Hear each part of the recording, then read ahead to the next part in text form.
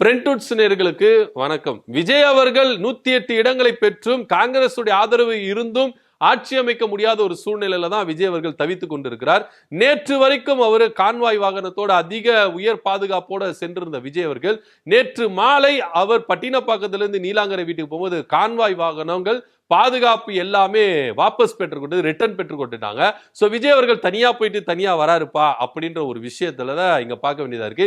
இதற்கு காரணம் என்ன அப்படின்னு பாத்தீங்கன்னா, இங்க ஒரு சூழல் உருவாகுது. யார் ஆட்சி அமைக்க முடியாது, ஆளுநர் என்ன பண்ணல, விஜய் அவர்களை அழைப்பு கொடுக்கவே இல்லை. சட்டப்படி பார்த்தா விஜய் குரல் கொடுத்திருக்கணும், எதிர்த்து குரல் கொடுங்க, ஆளுநர் எதிர்த்து குரல் கொடுங்க, பாஜக எதிர்த்து குரல் கொடுங்க. ஆனா நீங்க குரல் கொடுக்க மாட்டீங்க. உங்களுக்காக இப்ப கூட திமுக குரல் கொடுத்துட்டு இருக்கு, காங்கிரஸ் குரல் கொடுத்துட்டு இருக்கு, மத்த கட்சியினர் விடுதலை சிறுத்தைகள் குரல் கொடுத்துட்டு இருக்காங்க.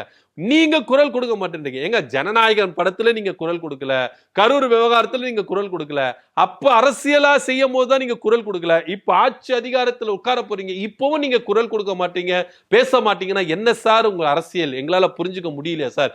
நீங்க தான் சார் பகிரங்கமா இறங்கி வந்து குரல் கொடுக்கணும். எனக்கு ஆட்சி அமைக்கிறதுக்கு அதிகாரம் இருக்கு, எலிஜிபிள் இருக்கு, எனக்கு ஆட்சி அமைக்க அழைப்பு கொடுக்கணும் ஆளுநர். பாஜக இந்த சித்து விளையாட்டெல்லாம் விளையாடக்கூடாதுன்னு குரல் கொடுக்கணும். காங்கிரஸ் குரல் கொடுக்குறாங்க, திமுக குரல் கொடுக்குது, விசிக குரல், இவர் குரல் கொடுக்கல.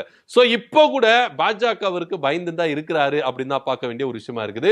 சோ இதுக்கு அப்புறம் விஜய் அவர்கள் எப்படி இதை உடைச்சி ஆட்சி அமைக்க போகிறார் அப்படின்னு இருக்கு. ஏன்னா விஜய் அவர்கள் ஆட்சி அமைக்கிறதுல பல சட்ட சிக்கல்களை அவர் மேற்கொள்ள வேண்டிய ஒரு விஷயமா இருக்குது. சோ அடுத்த கட்டமா உச்ச நீதிமன்றத்தை நாட போறதாகவும் ஒரு பேச்சு அடிப்படுது. இது எல்லாத்தையும் சமாளிச்சு ஆளுநர் அழைப்பு கொடுத்தாதான் விஜயால இங்க ஆட்சி அமைக்க முடியும் அப்படின்னு தான் பார்க்க வேண்டியது இருக்குது. இதை பத்தின கருத்து நம்ம கீழே கமெண்ட் பண்ணுங்க. நன்றி, வணக்கம்.